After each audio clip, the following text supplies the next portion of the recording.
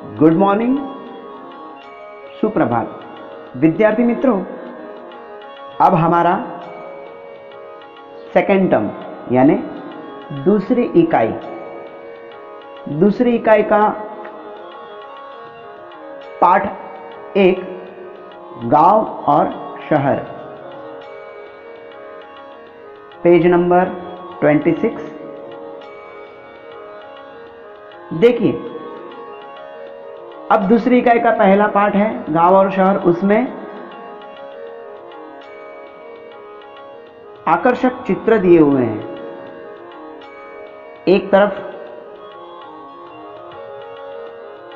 बाईं बाजू गांव का चित्र है और दाईं बाजू शहर का चित्र है। शहर का चित्र दिया हुआ है। हमारे देश में गांवों की संख्या अधिक है।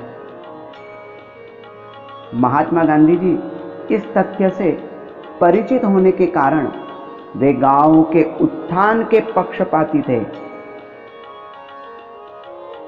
गांव आत्मनिर्भर होने पर देश उन्नत होगा, किसी भी प्रगत राष्ट्र से टक्कर ले सकेगा और शहरों में बढ़ती आबादी पर रोक लगेगी। शहरों में उपलब्ध सुविधाएं सबको मिल पाएगी। देखो, इस पाठ में हमें 2 चित्र दिए गए हैं। एक चित्र शहर का है और दूसरा गांव का। पहले गांव का है, बाद में शहर का है। दोनों के रहन सहन में, प्राप्त सुविधाओं में फर्क है, जो हम साफ देख सकते हैं। आप देख रहे हो ना?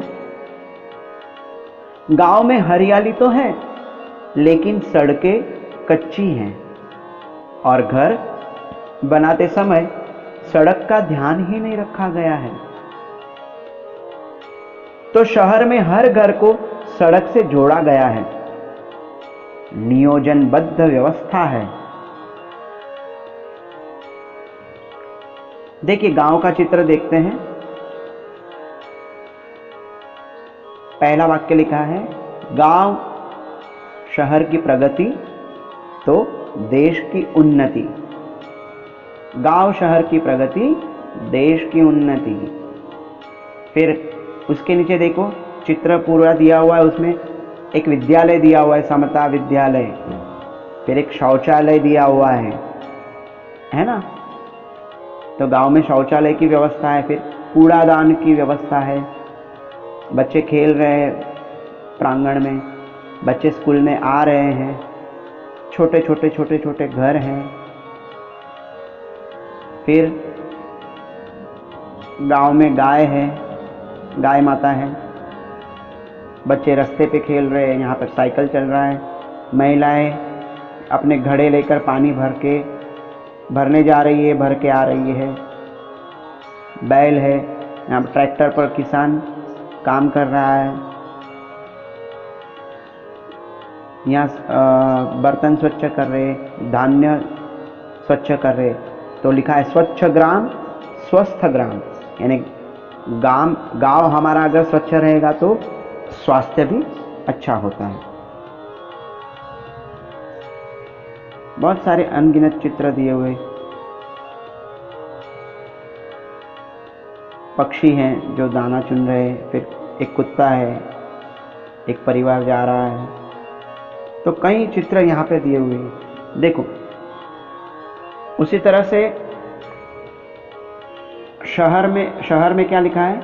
शुद्ध हवा पानी का तंत्र, स्वस्थ जीवन का मंत्र।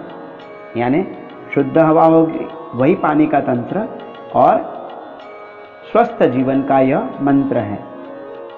इसमें देखो, स्वच्छता दिखाई गई है। सारी बिल्डिंग जो खड़ी हुई है, इमारत, हिंदी में इमारत कहते हैं, इमारतें सारी खड़ी हुई है। फिर लिखा है स्वच्छ नगर सुंदर नगर।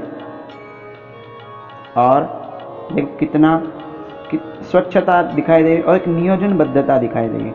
अनुशासन के साथ देश का विकास, है ना? देखो, मैं फिर से बोल रहा हूं, आजकल गांव की स्थिति बदल रही है। निर्धनता, अशिक्षा, शोषण जैसी बातें अब धीरे धीरे लुप्त हो रही हैं, है ना। चित्र में समता विद्यालय की इमारत, चित्र में देखिए समता विद्यालय की इमारत और वहां पढ़ने वाले बच्चे नजर आते हैं। खेती के लिए ट्रैक्टर का इस्तेमाल, स्वयं रोजगार, काम में लगी महिलाएं प्रगतिशीलता का प्रतीक है। शौचालय और कूड़ेदान की व्यवस्था है ना। शौचालय और कूड़ेदान की व्यवस्था है, क्योंकि वे भी अब जानते हैं कि स्वच्छ ग्राम स्वस्थ ग्राम। अब शहर का चित्र देखते हैं। शहरों में सुविधाएं तो हर तरह से उपलब्ध कराई जा रही हैं। आजकल उसकी सुंदरता को बढ़ाने की ओर ध्यान दिया जा रहा है। यातायात के नियमों का पालन शहरवासियों द्वारा अपेक्षित है। आप देखते हैं ना, हम शहर में रहते हैं तो जगह जगह पर सिग्नल लगाए हुए हैं ताकि एक्सीडेंट ना हो, और जेब्रा क्रॉसिंग भी दिखाई गई है, देखिए, है ना। तो यातायात के नियमों का पालन शहरवासियों द्वारा अपेक्षित है। एक जगह से दूसरी जगह जाने के लिए बस सुविधा उपलब्ध है। रोगी को अच्छे से अच्छा इलाज देने के लिए बड़े बड़े अस्पताल हैं। बिजली पानी की व्यवस्था है। आप देख रहे हो, बड़ी बड़ी इमारतें हैं, चौराहे पर फव्वारा, सड़क के बीचों बीच पौधे उगाए हैं जो शहर को सुंदर बनाता है ना। वह सारे सुंदर बना रहे हैं। प्रदूषण की समस्या का हल ढूंढा जा रहा है ताकि प्रदूषण ना हो।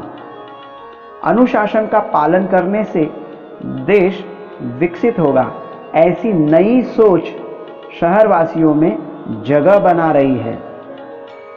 शहर में सफाई का पूरा ख्याल रखा जाता है ना। तो इस तरह से गांव और शहर दोनों का अंतर मैंने आपको समझाया है। चित्र को आप भी फिर से देखिए और यह वीडियो आप और 2-3 बार सुनिए और इसका ज्ञान आप पूरा प्राप्त करें। धन्यवाद।